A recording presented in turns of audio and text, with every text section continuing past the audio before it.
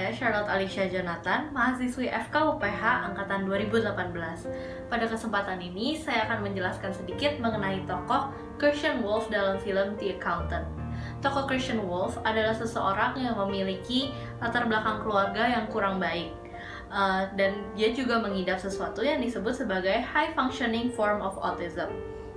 Tokoh ini pada kesempatan ini yang saya akan bahas secara khusus adalah sesuatu yang dilakukan olehnya berulang-ulang kali, yaitu stimming atau self-stimulation. Hal ini dapat dilihat melalui video-video berikut. Justine, please. It's called stimming.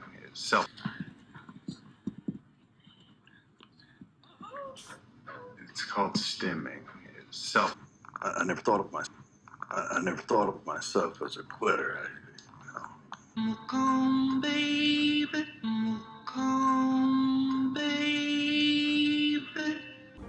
Pada cuplikan-cuplikan tersebut terlihat bahwa Christian Wolff melakukan sesuatu yang diulang-ulang, yaitu menggerak-gerakkan jarinya kemudian meniup kedua tangannya. Hal ini biasanya dilakukan orang sebagai bentuk agar memberikan dirinya rasa aman karena mereka memiliki sesuatu yang disebut dengan anxiety. Hal ini dijelaskan secara jelas oleh teori Horny dalam teorinya yaitu Basic Anxiety.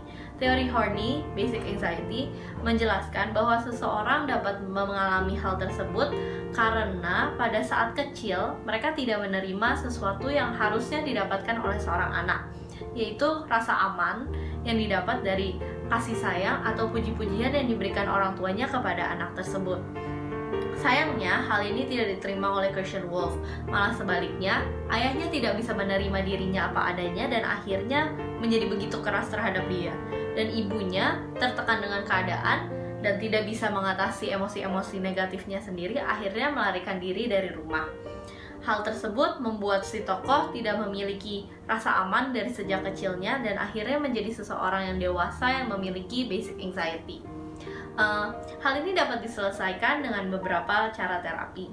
Yang pasti, si tokoh harus bisa mencapai titik forgiveness, yaitu di suatu titik di mana saat walaupun diulang-ulang mengenai masa lalunya atau diperhadapkan dengan orang tuanya, si tokoh tidak akan goyang dan akan tetap merasa nyaman pada dirinya sendiri.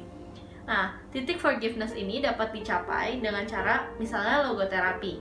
Dalam hal ini, Christian Wolff dapat duduk bersama orang tuanya dan menceritakan apa yang membuat dia merasa tidak suka dari orang tuanya atau bagaimana yang menurut dia orang tuanya harusnya memperlakukan dia.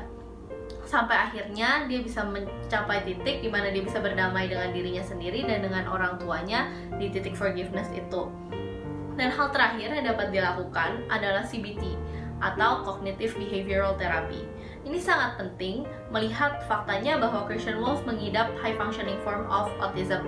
Dengan CBT, orang-orang dengan autism juga bisa belajar bagaimana caranya mereka dapat mengatasi pemikiran-pemikiran negatif atau emosi-emosi negatif yang untuk orang-orang tersebut dapat menjadi stimulir yang lebih besar dari orang-orang lain pada umumnya.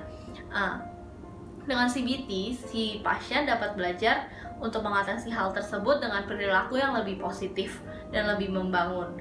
Pertama, pasien akan diajar untuk menyadari kapan emosi-emosi tersebut dirasakan dan kemudian bagaimana reaksi yang tepat untuk mengatasi masalah-masalah tersebut. Untuk orang-orang seperti ini, pertama dianjurkan untuk ke psikolog terlebih dahulu untuk melihat apa masalah dengan dirinya sendiri, apa masalah dengan orang tuanya, dan psikolog juga dapat membantu untuk mengatasi emosi-emosi negatif dan apa yang harus dilakukan. Namun, jika orang ini dapat melakukan sesuatu yang merugikan masyarakat atau dirinya sendiri dan butuh obat penenang, dapat dianjurkan kepada psikiater terlebih dahulu. Baik, sekian dari saya. Terima kasih.